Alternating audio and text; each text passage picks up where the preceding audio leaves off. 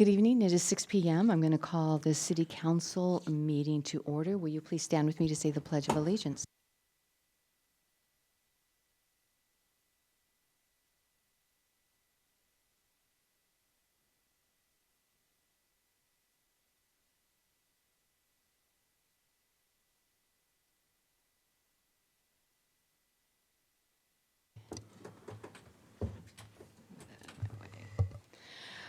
All right. Good evening, everyone. I'm going to start out with a roll call. So, Councilman Lavaca, Present.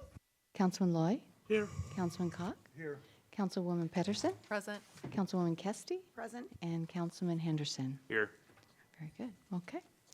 I am looking for an approval of the agenda. I'll make that motion. I'll you. second that motion. Madam Thank Mayor. you. Thank you. So we have a motion by Councilman Koch, seconded by Councilman Lavaca. Is there any discussion? All those in favor signify by saying aye. Aye. Opposed, same sign. Motion carries. Item E, the consent agenda, items 1 through 4. Do I have a motion? I'll motion. Thank you. I'll second. Thank you. So we have a motion by Councilman Henderson, seconded by Councilman Koch. Any discussion? All those in favor signify by saying aye. Aye. Opposed, same sign. Motion carries. Okay, this evening we have a presentation. It's the Northwest Innovation Resource Center. Executive Diane Kamiaka is here, and our own former council member Brenda McGoffin is also here. And my understanding is you'll both be speaking, right? Yes, we will both be speaking. Thank you very much for the invitation. My name's Diane Kamiaka, the Executive Director of Northwest Innovation Resource Center and the IRC lab at Swift Center. So we can talk about both of those things a little bit tonight. There we go.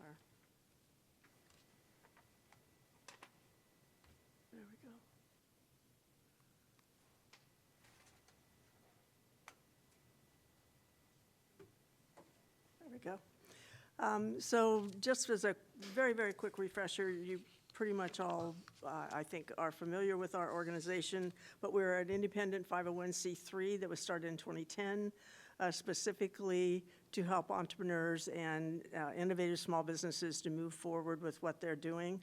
We are industry agnostic, but we focus primarily on helping businesses incorporate new technologies in the industries that are important to the areas that we serve, and those are mostly aerospace, agriculture, maritime, the things that you will all be very familiar with. Our geographic territory is the 5 counties of Whatcom, Skagit, Snohomish Island, and San Juan. You can see the locations where we already have or are planning on having innovation centers in the area. So those are specific buildings that provide additional resources and real estate activity or real estate availability for entrepreneurs to start their businesses around a community of other entrepreneurs and mentors and resources that are very helpful for them to get moving. We're particularly happy to share with you more information about things you've heard before, but now it's a reality. We have opened up in late October the Innovation Center at Swift Center. It's located at the location where the star is on the left-hand, top left-hand part of the slide. If you have not been there before, we certainly would love to have you come and visit it. We have some entrepreneurs who are already in there working and starting their businesses, and it's getting to be more energy that you can feel in the buildings. For those of you who've had an opportunity to be in that building before, I don't think you would recognize it now. I know the mayor and I think a couple of you were there at the opening, and we're just really pleased about how it's turned out. The innovation, creativity and spirit of it now, it kind of comes through when you walk in. The setting is just, couldn't be entrepreneurs come here from outside of the area, especially like Seattle, they immediately walk up to that back window and look outside over the mountain and the creek and everything, and they just stand there and want to just meet without moving there. So it's very creative, very nice.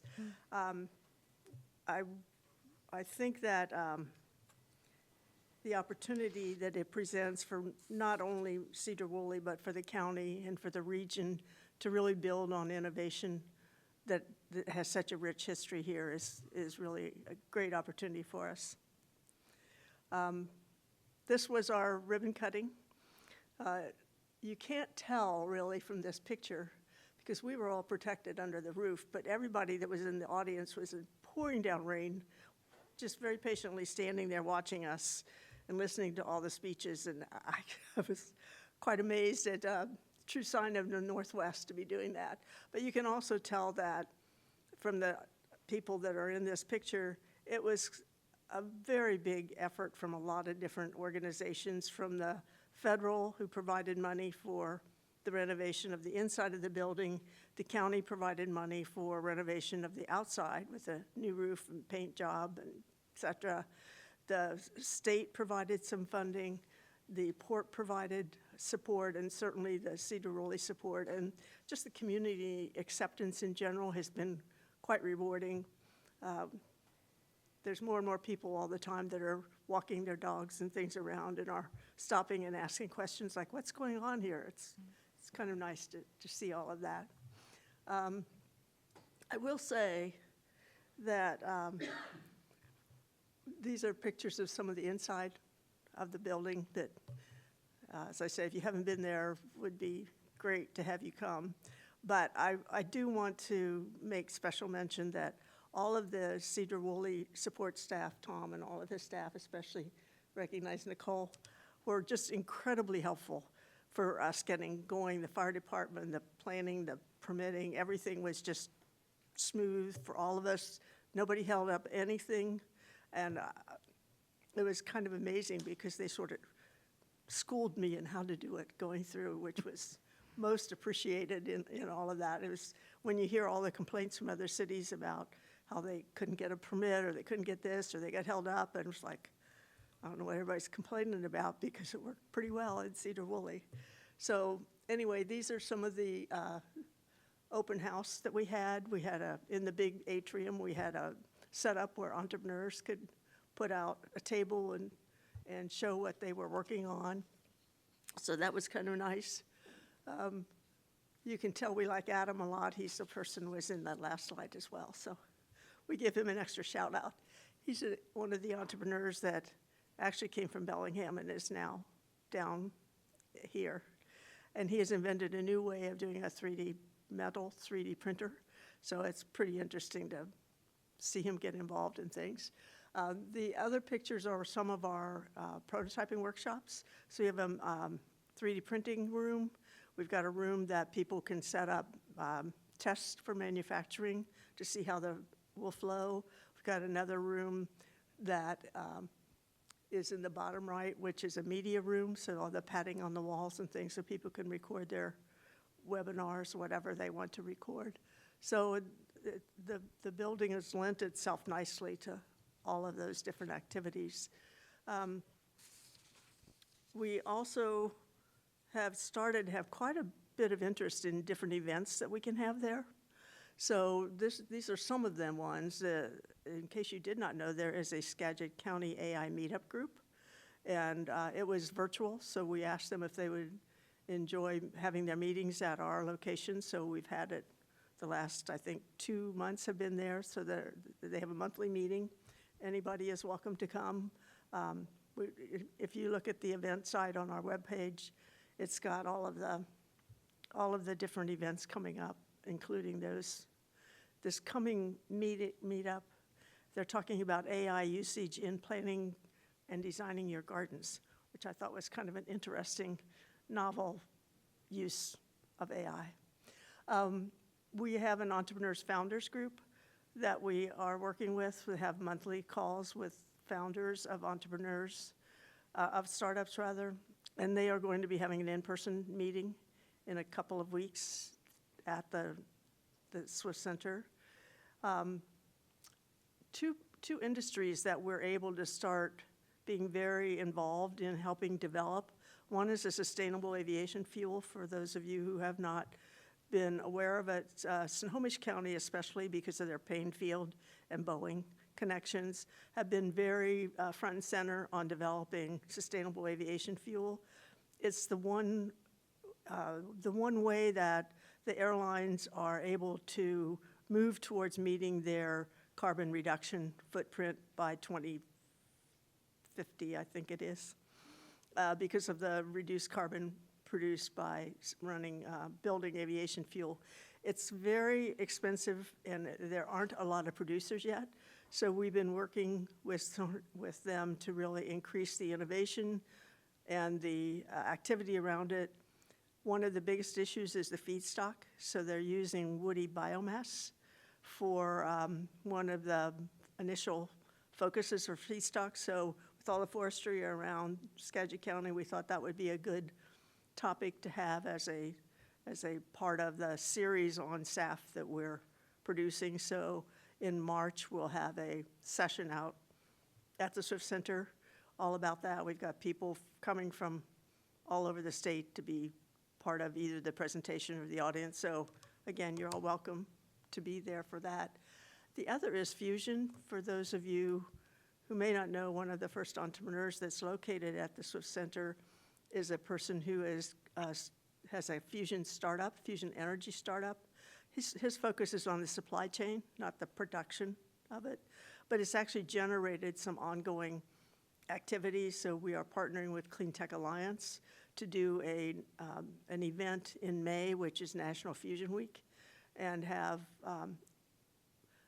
information, not so much the science of it so much as just the value of it and the supply chain and the different skills that are needed for workforce that are not only specially for fusion, but are used in other either medical or advanced manufacturing kinds of things. So you can get that skill, apply it now, even if fusion isn't as robust as it will be, but we're getting the workforce prepared so that we can all be participating and benefiting from it going forward.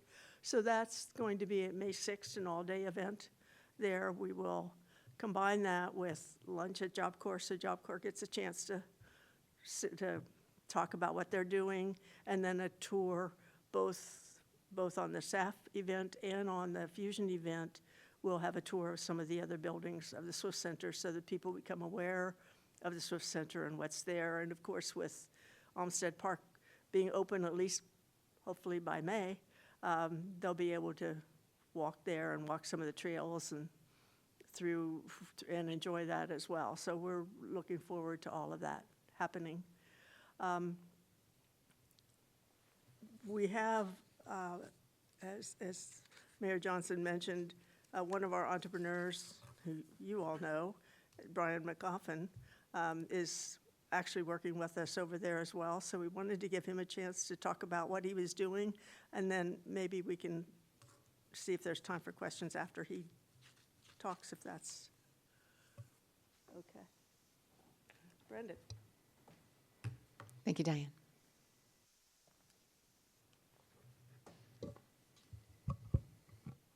Good evening, Madam Mayor and Council. Thank you guys for the opportunity to come back up. I'm excited tonight to talk to you guys about a startup that's starting in Sedro-Woolley. So we're really excited to work with Diane and the NWIRC, and the startup is called Andiamo, and it's a mobility app, so I'll just run through it real quick. The goal we're trying to do is, one of the major problems in communities is people don't always have a ride to go where they need to go.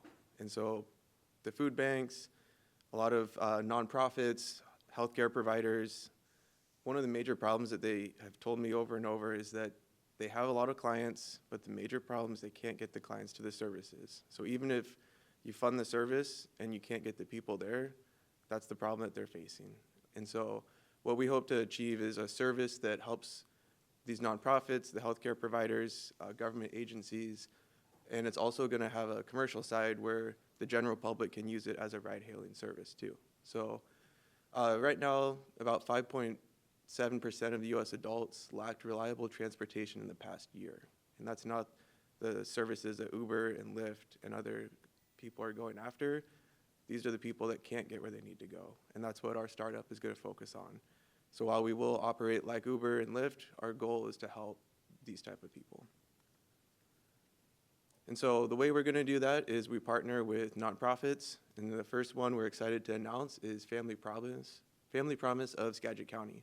So starting this year, we're going to start building out the system and testing it with them in real time. So Sedro-Woolley is going to be kind of our test bed. We're going to do a lot of our beta testing. We'll do announcements here. People can start signing up for the rides. And hopefully, after we get it all tested out, we'll start expanding out into the county and then kind of go from there. We're hoping to meet the needs for the underserved communities as well as traditional ride-hailing users. One of the things we're really excited about is helper credits and love beams. So the way this is going to work is the providers will have their own grant funding, their own donations that they can load into the platform to pay for the rides that they need to serve their clients. But the other way is if you're in the community and you've got 20, 25 bucks of extra change, you'll be able to add it into the app for Sedro-Woolley or any other city, and then it will go directly to people in the city that need that service. So like, let's say someone at Family Promise needs a ride to get to that job interview or a ride to that service, and you put 20 bucks into the Sedro-Woolley. When they take the ride, that 20 bucks is used, and you get a love beam in your app that will show you just helped someone from Family Promise get where they need to go. So it'll be a real-time feedback loop for every time that you put money in. You'll get feedback of real people in your community that you helped. And we have the beta launched right now. We have users testing it out.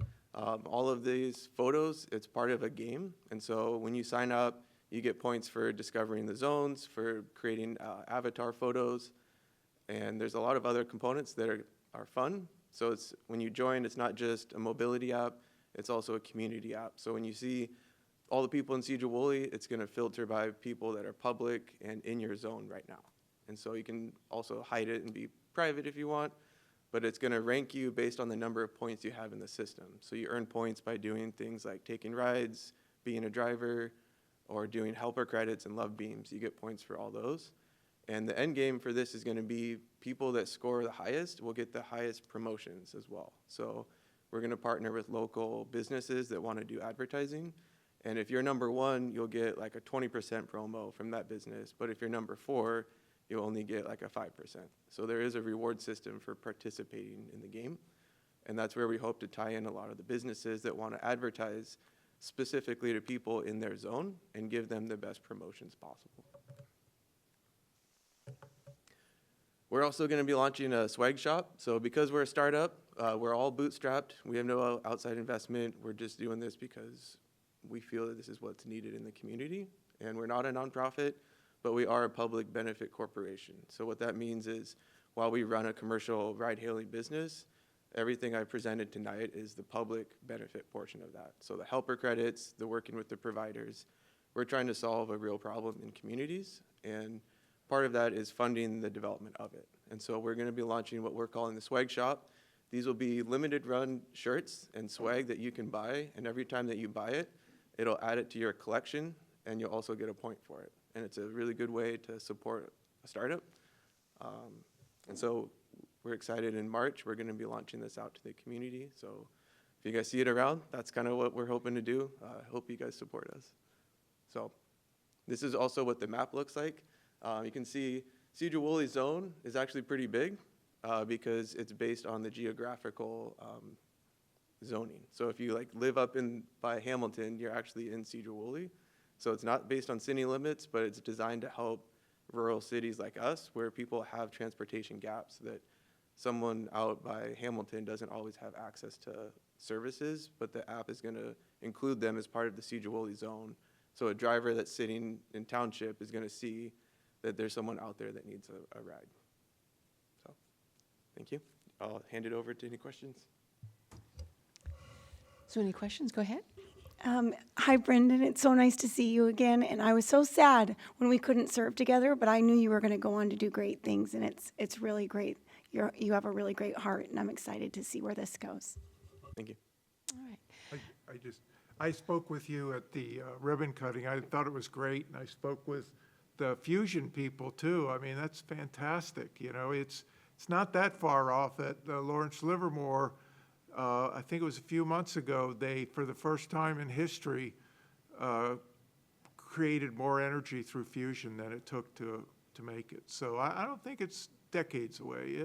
I think it's going to be faster than we think. It's getting closer. There's a skeptical group out there that thinks that it'll be further out than what it is, but with the rate of change nowadays, it's amazing, and we just, besides Greg and the company that you're talking about, last week we had a new startup that is using AI to design more modest size fusion production units, and they're considering moving up into the location as well. So we're hoping to create kind of a fusion hub out there that will be not the production so much, but the supply chain and the manufacturing of the component parts that are needed, since that goes along with what's important to our industry, so.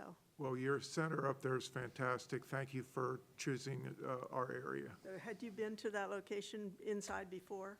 We were at What Renovate? was it? It was a health thing or something? Yeah, It was a health it was call? a high security health thing, so there was a lot of changes needed. There were no electricity in the rooms and things like that, so it's a total rebuild inside, so it's, Well, that's great for economic Yeah. development. Thank you. it is. Councilman Lavaca? Thank you, Madam Mayor. And thank you, Diane, for coming over. This is just a tremendous treat for us to see what's going on in there and how it's coming along. I knew it was going to go really well. It's like the Shark Tank of Sedro-Woolley in a way, which is great. I think we're going to see a lot of good things come from it. And it's a great location. It really is. I love to see more happen over there. So thank you for all the effort you've put into making this a reality here, and the team that you work with. So be Right. sure and It pass is that. nice to have entrepreneurs like Brendan to be in there and be able to work with them and see the help they can provide, not only for the community, but for the economy, so Yeah, no doubt, no doubt. looking forward to seeing you over there.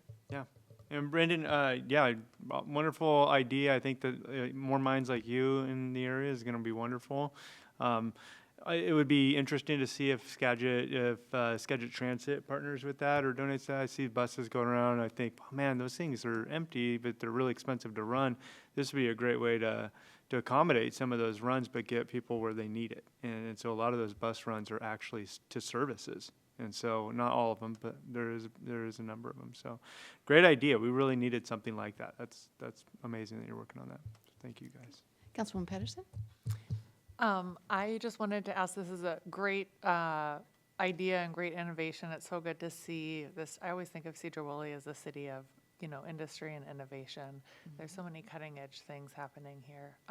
But I'd like to hear some specifics about how this new center helped you as a new entrepreneur and with this new idea to kind of bring that to life. Yeah, for sure, that's a good question. So first off, at the ribbon cutting, we had a lot of exposure to the leaders of Skagit County and the region, and just the connections that Diane has helped with facilitating advisors and people to connect with, and also having a space. So like right now, I operate as a second job in my home, and so it's really nice to have a place that I can go to have meetings, have groups that I want to come in to show the app, not just at my house. So what I really like about it is that it's very flexible based on where the entrepreneur is at. So they have different tiers. If you don't have necessarily a huge traction yet, but you're just kind of getting started, they can get you in at like the entry level. But then if you're more established, but you don't want to like have a whole space of your own, they also have that. So I think the ability to come in at the idea level and then also have the support to scale up is going to be really helpful for people. That's awesome. Okay. All right, I don't see any more questions, comments. So I want to thank you both for coming in. So Diane, we have been talking about this for I don't know how long, 10 years or more? Yeah, so it's really great to see that this is finally happening, and it is amazing. It's absolutely amazing. And I know you were talking about the energy, so I mean, you could feel that at the ribbon cutting. There was a lot of excitement and actually a great sense of hope for the future, which I thought was pretty cool to know that, to experience that. You don't experience that very often in many places, so, yeah. Now that you mention it, it's true, and I kind of take it for granted since that's a world I live in all the time. Entrepreneurs always hope for the future. Yeah. They always have positive thoughts. It's a lot of energy, and that's why it's so great to work with entrepreneurs every day. And you never know who's going to walk in with what kind of idea, and some of them are really great. Some of them are a little questionable, but you never can tell, so. But it's a beautiful way to really kind of get a start and get some feedback from other people as well. That's what I heard from some of the innovators that I talked to up there. And Brendan, it is really good to see you. Thank you for coming in. I had an opportunity to get a more in-depth explanation and process on how to use your app. I'm a little embarrassed to say I'm still really kind of an analog kind of person, so so doing has been challenging for me. You may get a call from me to see how I can get that going again. But really great idea, absolutely great, and I love the way that it's going to be serving the community. Wonderful, really wonderful. Thank you again. Thank you.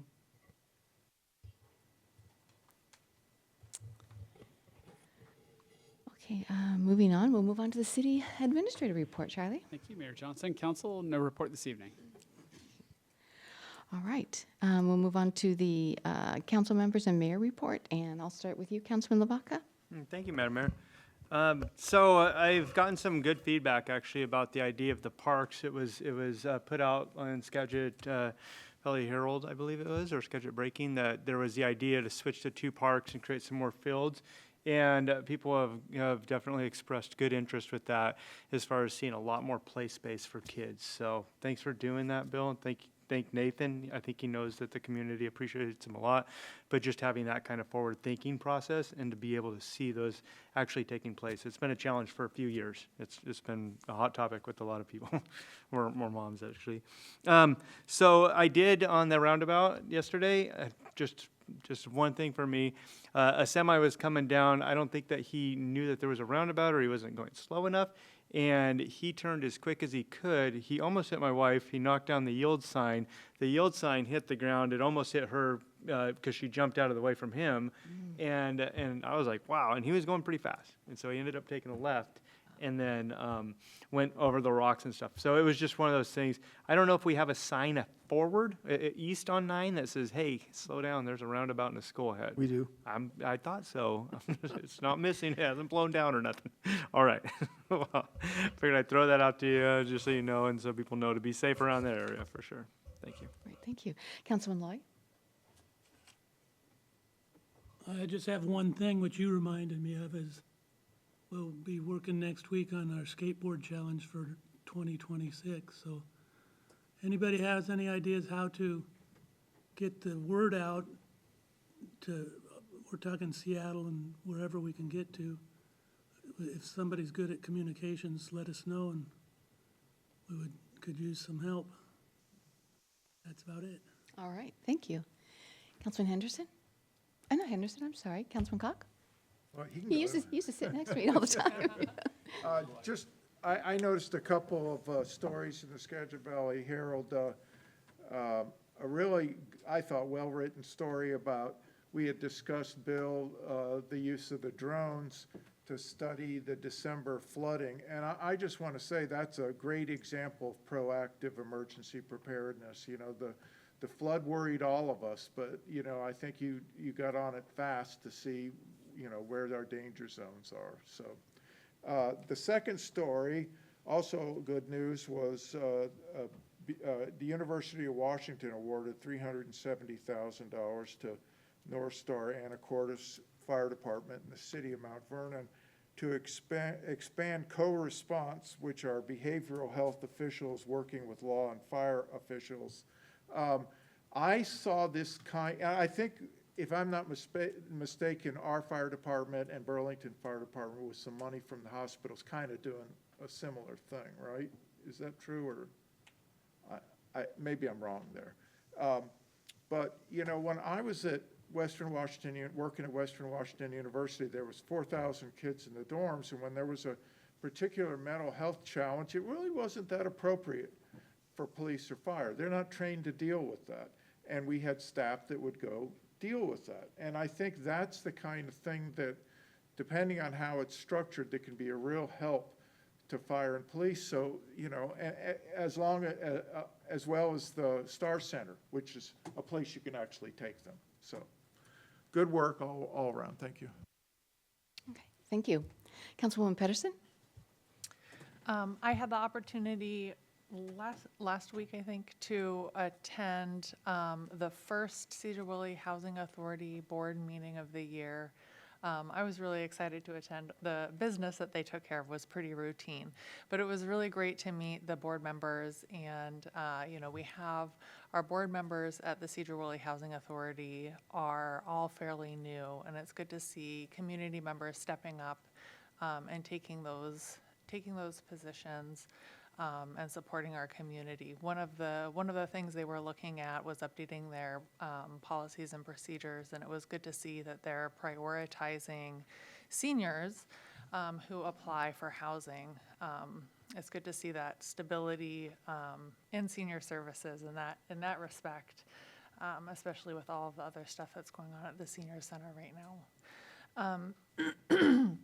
And then earlier this week, I had the opportunity to attend a walk roll event with the Non-Drivers Alliance and the Taskar Center for Accessible Technology. This is a group out of University of Washington that is looking at creating actually, and it sounds like a statewide inventory of sidewalks with the aim of identifying areas that need improvement so that people with disabilities can access transit services. But it's really basically all the sidewalks in the state. So I thought that was really interesting because that was something that our council had identified it as a priority in our strategic planning session. So that was really fun to meet them and get connected with those folks. Thank you. Councilwoman Kesty? Nothing for me tonight, thanks. All right, thank you. Councilman Henderson? Thank you, Mayor Johnson. First off, I wanted to give a large shout out to the Sedro-Woolley boys basketball team. They did a great job this year and fell just short of making it to the state playoffs, but we're certainly proud of our student athletes here in Sedro-Woolley. Secondly, Paul reminded me of something that I also got talked about the drone and the drone footage and all that other stuff, and that's great technology, and it got me thinking that in the near future, it'd be nice to have a discussion about actually purchasing our own for the police department and figuring out a way to fund that. So a lot of the other departments have them, and I think you guys could go a long way with one. So I'd like to start that conversation soon. That's all I have for tonight. Thank you. All right, thank you. So a couple of things. First off, I want to put on your radar, you'll be receiving an invitation, but on the 20th of March, we will be doing a ribbon cutting out at Olmsted Park. Very exciting. And same day, later in the afternoon, there will be a ribbon cutting for the Star Center. So same day, Friday, March 20th, mark your calendars and you'll be receiving invitations. I want to thank Ashton and also Councilwoman Pedersen for attending the Walk Roll event. It was quite successful. One thing I do want to put on your radar, Director Bullock, and I meant to get down to you, but it just hasn't happened. It was a busy week. But near the corner of Borseth and Ferry, where the bus stop is at, there is quite a lip. It's almost kind of a dangerous lip where people would both disembark and get onto the bus. So I didn't know if the city is responsible for that or... Is it sidewalk? No, it's on the grass itself. Oh, on the grass. Yeah, yeah. Yeah, if you go look at it, it dips down quite a bit and the curb stands up quite a bit. It's a tripping hazard, and it would be extremely dangerous for anybody, I would think, who's either trying to get on the bus in a wheelchair or get off a bus in a wheelchair. So just wanted to put that on your radar, something maybe to check out. You guys all do great work, so thank you for that, but I knew you'd want to know that. The other thing that I would like to mention is that that Director Glover he requested update from the council regarding the comprehensive plan, any comments and requested changes. He wanted to have them to him by 2:25, so that is today. And that will be discussion next week on March 4th at the work session. So if you have them, I'm sure that he'd be willing to receive them later tonight or tomorrow if they were to get them into you, but I just wanted to remind. Thank you, and I have received some already, so Good, thank you. thank you. The other thing is that the city, once again, received the Wellness Award, and the Wellness Award has to do with the AWC Employee Benefit Trust. It's a program to for meet quality standards in both employee health. It reduces the cost of our insurance. It's something that the city and the employees can work together to help reduce that cost, and also it just gives us much better coverage. It's AWC's coverage is absolutely excellent. I don't think we've missed a Well City award in years. That's how I think fantastic this city is working together. So congratulations to all of the employees who made that all happen. And then one last thing is that the Department of Emergency Management, they reached out to utilize our training room upstairs, and they were working through Chief Wagner to make this happen. The federal government has authorized disaster assistance through SBA for the December flood, so this is fantastic news. And with this, they'll be setting up folks to meet and complete application forms and for reimbursement. They will be here Thursday, tomorrow, and Friday, so tomorrow and Friday, as well as next Monday and Wednesday, Wednesday through Friday. So, all right, so that's it. Did you want to add anything to that at all? Okay.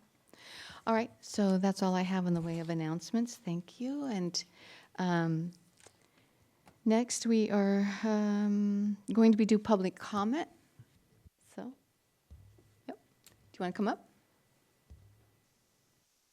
Yes. Thank you. Okay. The first person to make public comment is Ed Bishop, and I don't know if you can hear me at all? Yes, Probably. ma'am, I can. Okay, so go ahead. Give your name and how you're affiliated with Sedro, and then share with us what you'd like to say. Okay. My name's Ed Bishop. My wife and I live on Fidalgo Street, not place, but street, 900 block. And how am I associated? Well, you live right here in the city, so Oh, that I live works. here. That works. Yeah, okay. Yeah. I'd like to ask for, I don't know how to say this appropriately, but ask for help with speeding in the 900 and 1000 and 1100 section of Fidalgo Street. There's Fidalgo Place. They come to a stop before they cross, I think it's 11th Street, but then they come blasting down Fidalgo Street, full bore, and the last straw that broke the camel's back was when I decided to come into this meeting. There's a black four-door sedan that must have been doing 50 or 60 down that road, and I see cars at what I judge to be 30, 35, but nothing as fast as this guy. So I called it in, but I didn't see a license number, so that's where it died. So most of the speeding is done between 4 p.m. and say 5:15 p.m. with people coming home from work. My concern is there's kids, pets, parents with strollers, people walking, and my wife and I on bicycles trying to use that street safely. So I don't know what would be effective to get it slowed down, but do I make suggestions or just say I want some help or? So usually we don't respond, but you do have the chief of police here, so he's actually heard your comment. So I'm guessing he took notes? And he Say what? knows. He knows now. He knows now. Okay, Yeah. all right. Thank you. Thank you for bringing that to our attention. Yes, ma'am. Thank you for your Thank you. time. Yeah. Okay. Chester Allhauser, yes?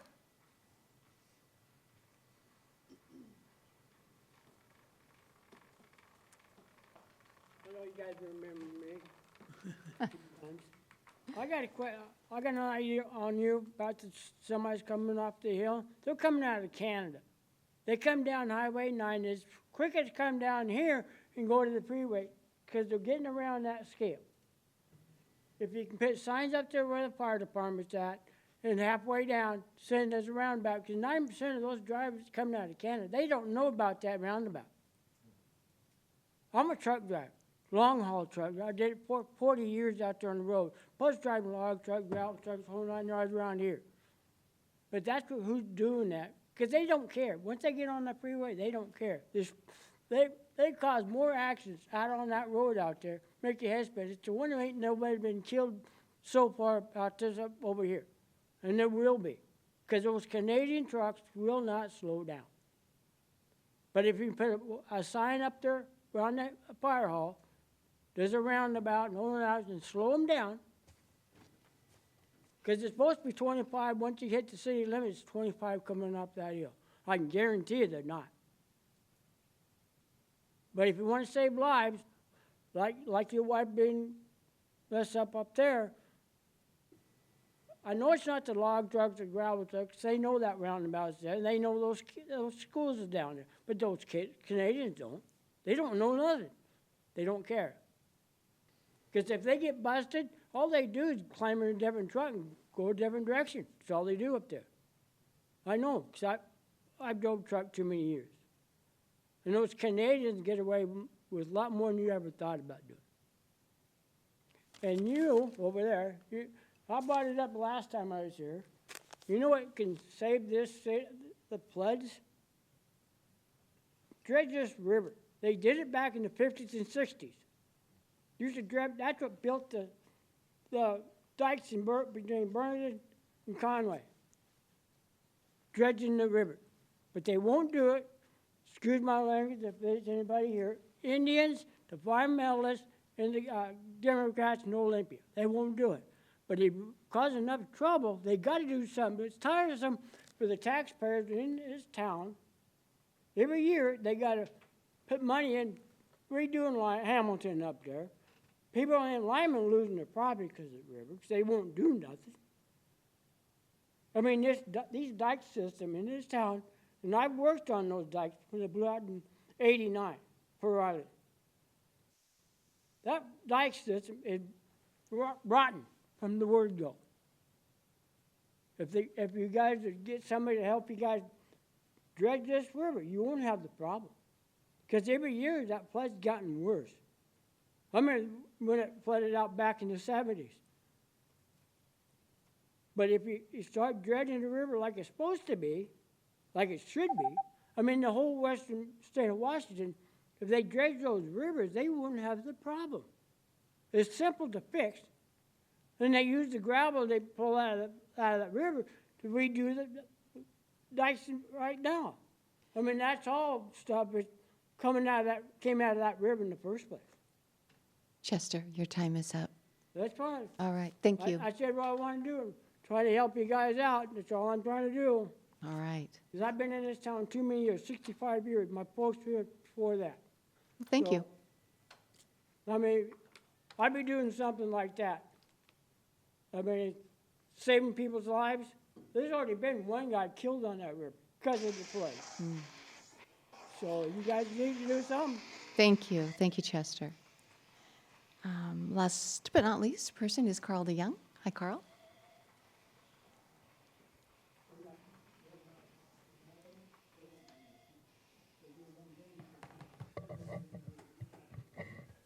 Good evening, Council, Mayor. My name is Carl DeYoung, and I live at 1101 Fidalgo Street, stone's throw from Mr. Bishop's house, here in Sedro-Woolley. Thank you for the materials in tonight's packet regarding the senior services interlocal. They clarify that Skagit County is proposing to end the current agreement due to a significant budget shortfall, and the proposed amendment would terminate the agreement effective June 30th of this year. The interlocal also contains a 30-day termination clause, which creates a risk for an abrupt change if an orderly amendment is not approved. I have three brief follow-ups tonight. One, create a clear decision calendar. This should cover senior services operations and senior nutrition services starting July 1st. So if we could please direct staff to include that in the next packet in a one-page decision calendar that lists the council decision points, dates, and accountability. Number two, explain continuity in plain language. The interlocal includes congregate meals at the senior center and home-delivered meals for homebound seniors with eligibility that begins at age 55 and some services limited to age 60 and above. Seniors and families need a plain language explanation of what changes to expect on July 1st. If anything, who is responsible for kitchen access, scheduling, and on-site coordination at 715 Pacific. And then number three, invite the community to a structured solution. We can come up here and talk about problems, but it's good to have a solution, so I proffered one. And that is that local service clubs can help stabilize volunteer capacity, transportation support, and limited community fundraising. But it needs structure so it does not create confusion. Earlier today, I submitted to the clerk a proposal for your consideration that will be available, I understand, in your next packet, that can help stabilize senior services through the 2026 transition and build resilience for 2027 and beyond by contributing coordinated volunteer capacity, community fundraising, and targeted in-kind support. So I'm asking the city to convene a working session with senior center stakeholders and service clubs within the next 30 days and to bring back a service club's partnership framework for the council's consideration. So I want to thank you for your time. I know you join me in supporting preserving these services at the current levels or better. And I want the transition to be predictable and workers for seniors and the city. Thank you. All right, thank you. Okay, that was the list, but I want to open it up to the public for public comment, or would you like, yes, go ahead, please. Thank you. Sorry, I don't get to come to these that much with family, so I wanted to make it worth it. There's something that means a lot to me that I just wanted to talk to you guys about. I'm Brendan, 415 Burroughs Lane. I'm Ward 1. So Mayor, Council, I believe Sedro-Woolley is stronger when it stays at the table. Homelessness and behavioral health don't stop at city limits. Regional decisions about housing, treatment capacity, and funding will move forward whether we participate or not. The question is whether Sedro-Woolley has a voice in shaping them.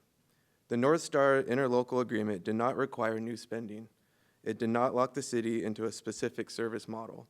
It simply formalized coordination between Skagit County and 4 cities so we could align our efforts and speak with one voice. If there are concerns about standards or accountability, the way to address them is from inside the partnership. Influence comes from partnership. It's not too late to change course. I respectfully ask that as a member of the city, that the council reconsider its withdrawal from the interlocal agreement and bring it back for a vote so Sedro-Woolley can rejoin. Thank you. All right, thank you. Anyone else in the council here who would like to make a public comment? Okay. Hearing none, it's 6:48. I'm going to close public comment, and I'm going to open it up to unfinished business, or we're going to move on to unfinished business. And this is offer acceptance, 900 McGargyle, and there's a sheet here on the dais for you to read. Go ahead. Thank you, Mayor. Good evening, Council. So under unfinished business, what I handed out before the meeting is a kind of a replacement memo. So this, originally, the memo was for an offer we got on the Totino property. That's the 900 McGargyle property last Thursday. And then this Tuesday, we got another offer to increase that. And so what we did is we worked with Dan from our attorney's office and came up with a different memo with some more flexible language. So what we're asking for today with the replacement memo is a motion to authorize, I'm just going to read it, to authorize the mayor or designee to negotiate sales agreements, accept offers, and execute all documents necessary to close the transactions to sell 900 McGargle Road and 827 John Liner Road, that's the fan property, for the best value to the city, and basically limiting that authority to the list prices we've listed. So we've listed the Totino property at $135,000, and the Fan property, that's the John Liner Road one, at $500,000. So far, we've gotten 2 offers now. We may get more, we'll see. But what this will allow us is to let the real estate agent that we hired to this do his job, and then when we have the final offers, we can accept that. And the important thing here that we realized is that, you know, if that offer comes in at the wrong point, it's going to take us 2.5 weeks to bring it back to council for approval, and we don't want to interrupt the closing costs to that degree. So what this does is asking council to allow staff to approve the appropriate offer for each property. And if for some reason, one of the properties, or well, now it's just the Fan property, doesn't sell for the list price, then we'd come back to council if we have an approval for a lesser offer. We don't believe that's going to happen, but that's what we'd do if it did. But right now, as we get the offers, as we show the properties, we'd like permission to execute those agreements at the highest and best value. Okay, thank you, Bill. Are there any questions or comments for Bill? Yeah, Madam Mayor. Okay. Thank you for doing that, too. I was just wondering on that $500,000, would it make sense to make it within a 10% or 15% below that and then above? That way you don't got to come back if it's 495 or something? I don't think it's right now. It's really priced to sell anyway compared to the other. If you look at the listings for Sedro-Woolley, you find that it's within the appropriate range. So I don't really foresee that happening, but for right now, this will. Yeah, I don't think I quite need that consideration, sir. Okay. I think this will suit us well enough. Well, I'll make a motion for the contract sales agreement. Or not contract sales agreement, but the offer acceptance for 900 and also the 27. Yeah, I see that. So we have a motion by Councilman Lavacas, seconded by Councilman Henderson. However, we still have questions. Go ahead.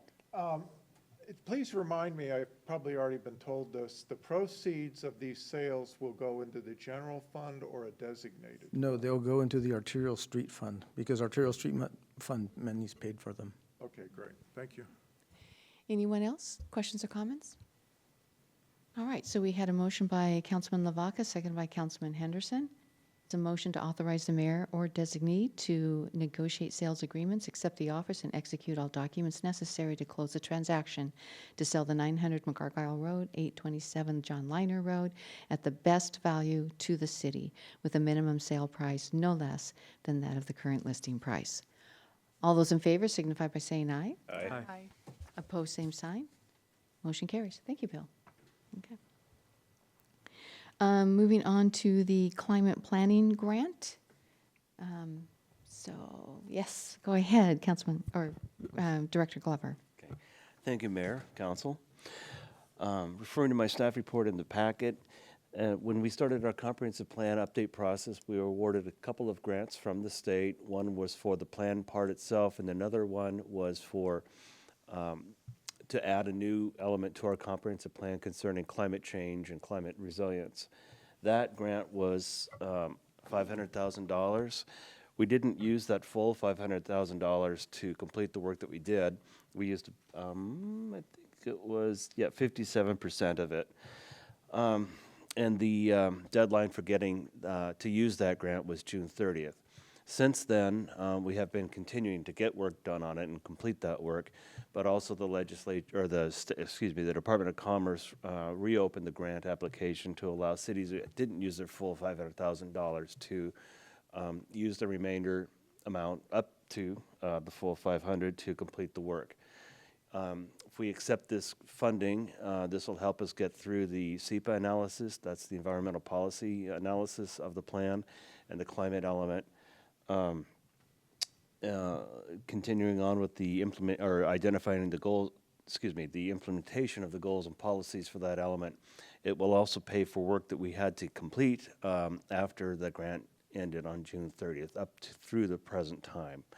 So, and as you know, we've been working with FAST on that, so those costs are we paid for by the city, but this grant will allow us to back pay for that work. So it won't cost us a thing.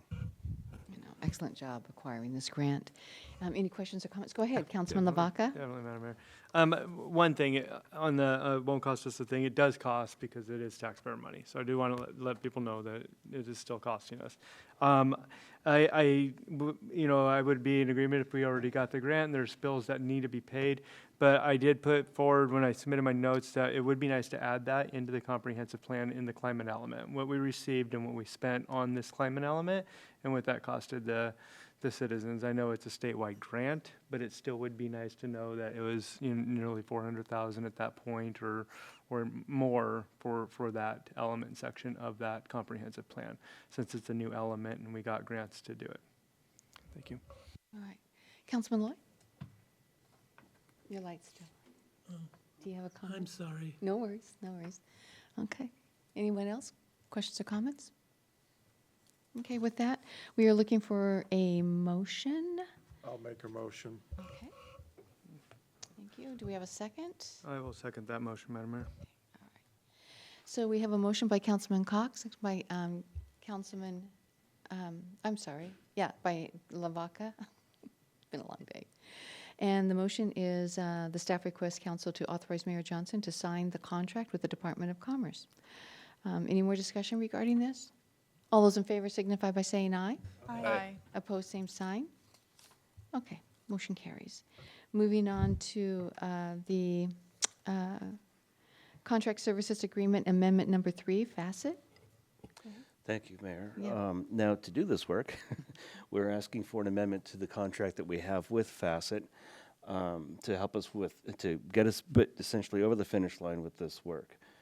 They've put together in their estimate what it would cost us to continue on with this amendment with them. Again, this wouldn't be the full $217,000. It'd be a partial, the rest of it being spent on back invoices and that sort of thing. So they've been really great to work with, truly a partner with us on this plan, and we feel confident in continuing on with the work and completing this project. So it doesn't look like you need approval or any kind of motion. It just says staff is staff is requesting approval. Yeah. Hello. Yes, please. All right, any questions or comments for Director Glover? It's just to be clear, it's about 50,000 that they're asking for, 49 for more work, and then the back invoices. Yes. I don't know if everybody goes online to read through the packet, because it could be hundreds of pages, so they might not capture that. So I just wanted to get that out there. And they are doing a good job, and they really have worked really hard at this, whether you agree with the content or not. The company itself has put in a tremendous amount of effort and done a good job. So. All right, anyone else? So we're looking for a motion to approve working with Facet. Correct? Madam Mayor, I'll make that motion. I'll second. Okay. So we have a motion by Councilman Lavaca, seconded by Councilwoman Pedersen. All those in favor signify by saying aye. Aye. Opposed, same sign. Okay, motion carries. And last item under new business is the 2024-177 ILA. It's the Skagit County Amendment Number 1 Senior Services. This is a first read. Charlie? Yes, thank you, Mayor Johnson. Council, again, good evening. Sarah Hinman is joining us as well tonight from Skagit County. I'm going to go ahead and give a quick kind of prelude to this overview, and then she can also explain it from the county's perspective and answer questions from the county side. So what we have here is an interlocal agreement amendment. So I included the current interlocal agreement we have for senior services and meals with the county. The county sent us this amendment late last year. We had a lot of questions when we received it because we weren't necessarily expecting termination of services in the middle of this year. So when we got it, we had a lot of questions. We've gotten many of those questions answered since then, and we have it before you this evening. The county has indicated multiple times that they have money in the budget to continue senior services through the rest of this year, but they need to terminate this agreement the way it's currently written, and then they are looking to present us with an agreement for the rest of the year that will at least allow us to continue to provide senior services under their budget funds for the year, which I would strongly recommend we do, but I haven't seen a draft yet. So that's really what this is about. The money that we pay to the county on an annual basis for 2026 was going to be $23,246. This amendment cuts that in half, essentially, because it represents half the year. Of what we pay, half of the money goes to senior services, half of the money goes to the meals program, which means we do have $11,600 remaining in the budget in this line item, and would have funds to continue senior services programming if the county continues to be that partner, which I expect they would be for the second half of this year. And then for the meals portion, we would still have also a sum of money, a little over $5,000 to help with that.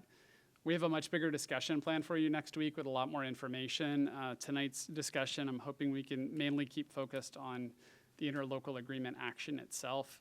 The county can terminate this agreement within 30 days and has presented this type of agreement to the other cities as well. So, we would expect that the county would terminate this on us if we don't agree to this amendment that's before us.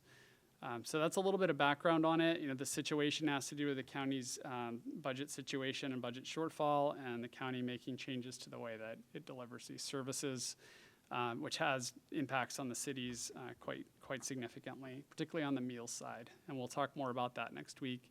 But that's where the biggest budget issue actually is presented. But that said, this action is all about the amendment itself and the council's consideration of this amendment. So I provided some more background in here.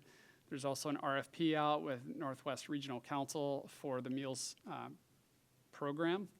And that RFP responses, Sarah's telling me, are due March 4th. So we should get some answers hopefully really soon regarding what the costs look like on that. Right now, we do not know exactly what those costs will look like, but the goal is to pare that program down. So that's a little bit of background. I wanted to add one thing, which is the amendment in your packet. We submitted some late material late today. The county presented us with a slightly different version that I ran by our city attorney, one of our city attorneys, Dan Curtis. And he thought the language was better that the county presented the second time. It's just a little bit clearer. And what the change is when you look at the amendment, there's a number 1 and a number 2 on there. And they changed the number 2 from the way it's currently written in your packet to say instead, for the fiscal year 2026, the city shall pay for the services provided in this agreement, the sum of, and then it crosses out the amount that was written in there originally, $23,246 crossed out, and inserts $11,623. So it's a little bit clearer than what was originally in there, which said something not quite as clear, outlined in responsibilities, and then a sum not to exceed. So that's the one change. It doesn't change the meaning of the amendment. Yes, it should be the one that was handed out as late material. So it actually says under 2, for the fiscal year 2025. It later says that 2026, if you continue reading to Right. the second part, for the fiscal year 2025. That Okay. first one was what they did pay in 2022. Okay. So any questions, thank you, Nick. Any questions or comments? I do, Madam Mayor, thank you. Go ahead. I think the amendment is I'm glad that you put it forth, and I'm glad it's there. I know we're only talking about the amendment, but it is important to have that portion. We've gotten a lot of community feedback on this, and it's important, I feel, for us to move forward with it as is. It's unfortunate, and I don't know that anybody really knows how, because we have the largest senior population in our county, in the whole Washington state, and how that became one to put on the chopping block for cutting budgets, or how we got to a point of being at such a shortfall we have to cut the senior programs out is very unfortunate. I know that other communities don't have the bank accounts that we have to cover a lot of this or have this discussion. So I think it's important, if we have the opportunity to do it. That's my opinion on it, and thank you for working on it, and thank you for. All right, thank you. Councilman Henderson? Thank you. So just to be clear on what we're moving forward on, we're asking to amend our interlocal to fund through June, but the county said that they're going to help us pay through the end of, so they're going to bring us another interlocal. But shouldn't we wait to see that before we enter into this one?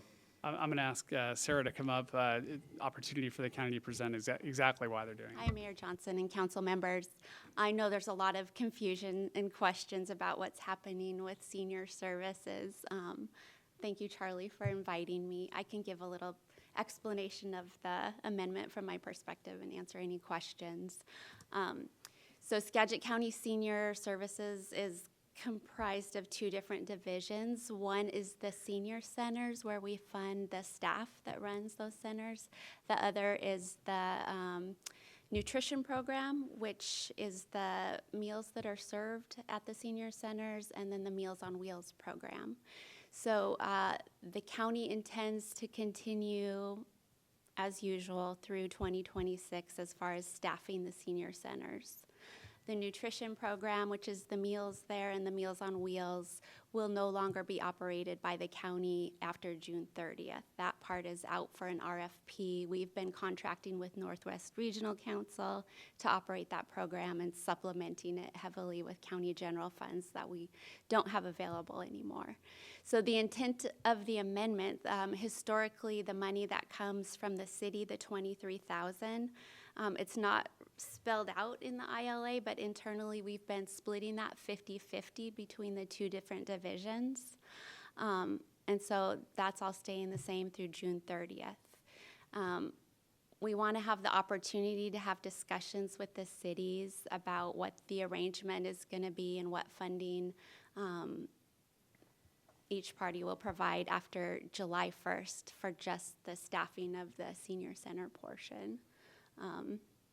And how that might look different, given that we're not doing the meals program anymore. So there's no decisions there that have been made by the county. I think we're hoping to have those conversations and see how we can ensure that senior services continue the best of all of our ability, Okay. if that makes sense. It does, thank you. Does anybody else have any questions, comments? I do have a quick one. Go ahead. Well, wait. How many, this is a little off topic, but I'm just curious, how many staff do you pay for at the Sedro-Woolley Senior Center? So we just have our senior center coordinator, which is Ellen, and then we also have an on-call sub, who fills in when she's out. So that's it. Okay, all right, thank So you. it's one FTE plus a little bit of extra on-call. All right, back I know she has a lot of volunteers there too. Good people volunteer. Carl DeYoung being one of them. Councilwoman Pedersen? We had a comment earlier from a Sedro-Woolley resident asking for a timeline on all of this, and I thought, while he was talking about it, I thought, boy, that sure would be nice to know the timeline. But so much of it is outside of our control and dependent on these partners, right? Is there a reason why the county has done this piece first and then presumably is working on a separate agreement? Done the amendment? Yeah. Done it first? Yeah. Everybody knows that we're phasing out of the Yeah. meal program on July 1st, so we didn't think it was right to continue collecting Yeah. the same amount of money without discussion and negotiation of how much that would be going forward. And that makes sense. Once the services change. Cool. Anyone else? Okay. Sarah, thank you for coming. Of course. She had a long day too. Charlie, anything else? I don't think I have anything else to add unless there are additional questions. We'll definitely have a lot more information next week for you in the packet. No, this is the first, it's a first read, so, and the discussion will come next week, next Wednesday. Do you have a comment? I wanted to thank our staff. Charlie gave us a good heads up on the topic of our study session, which provided ample time to kind of consider all of this stuff and think about it and get questions in. So I just wanted to say I really appreciate that. Because we talked previously about potentially setting out a calendar and a schedule, which I love those, for study sessions, but that wasn't feasible. But I really do appreciate the heads up so we just have time to think about it. All right, thank you. Okay, information only in your packet. Is there anything for the good of the order? just, Madam Mayor. Yes. I think as Councilman Henderson spoke about, talking about the drone, just making sure we do get that as we discussed having that end of the night session, just something announced for committee type meeting. So making sure we get that in the safety meeting. Add to that. Absolutely. As Councilman LaVaca and Henderson brought up, and I strongly support it, we use those at Western Washington University not only for emergency stuff, but they used them on the rooftops.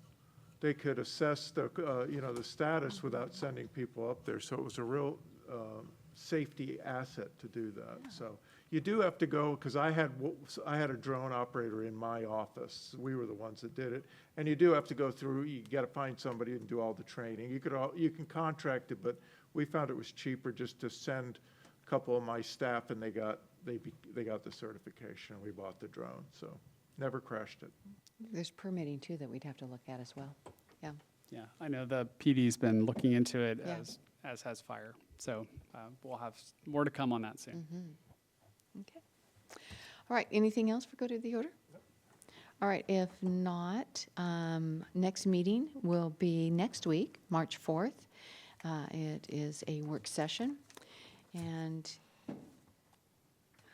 don't see anything else to list here. Okay, so with that, I hope you all have a wonderful evening, and we are adjourned.